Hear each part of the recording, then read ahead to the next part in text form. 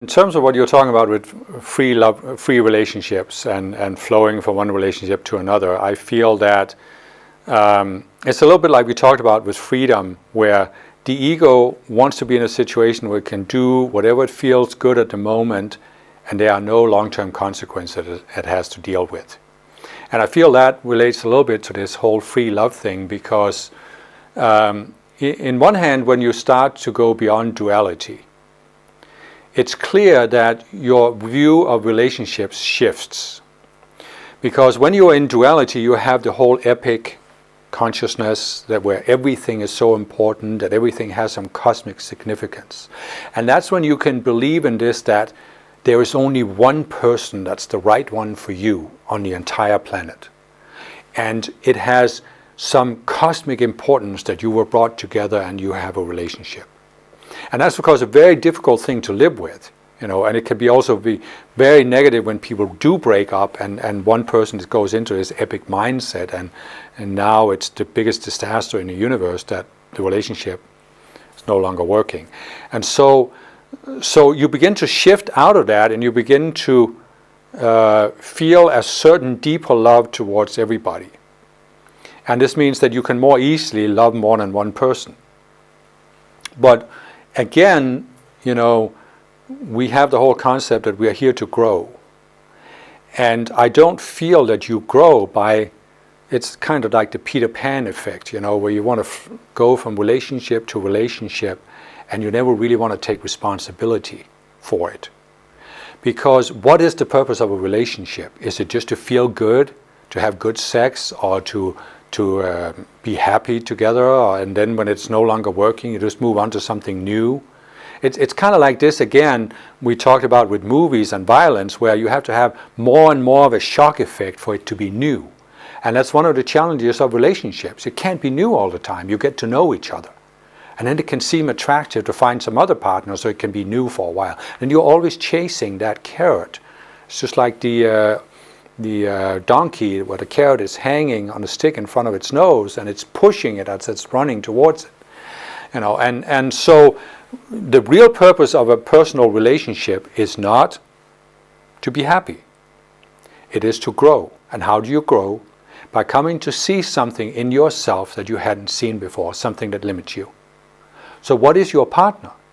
Your partner's job is to make visible in you what you couldn't see, because you react to your partner. And so if you are in the mindset that, I'm not really serious about this relationship, if it doesn't work out, I'm just going to go, then your ego has the world's best excuse. You're just getting to the point where you're starting to react to your partner in a way that you ought to see that you are caught in this reactionary pattern. But then your ego manages to convince you that, now it's time to move on, find some more exciting partner. And then you can keep going around on the surface like that, and you never really dive down. In order to really have the maximum growth out of a relationship, you do have to make a commitment. And you can't just be in a relationship as long as it's easy. You have to make a commitment. You will go in and you're committed to a certain amount of time. It doesn't mean that a lifetime has to last forever, because many times when we are spiritual people, you may need more than one relationship in a lifetime, but you just can't run away from it just because it doesn't work or it's not exciting anymore. Then you're not getting growth out of it. You have to make that commitment that you will stay. It's again, just like I said with the ascension, basically you need to come to the point where you have looked at how you react to your partner, looked at the patterns and the beliefs in yourself, and you come to the point where it really doesn't matter whether you stay in a relationship or leave the relationship. You could do either way, and you could be content either way. And then you may stay, or you may get an impulse to leave, or you may make a decision, and that's okay. But as long as you can kind of feel it in yourself, is there something you haven't resolved in yourself? Is there something you haven't been willing to look at?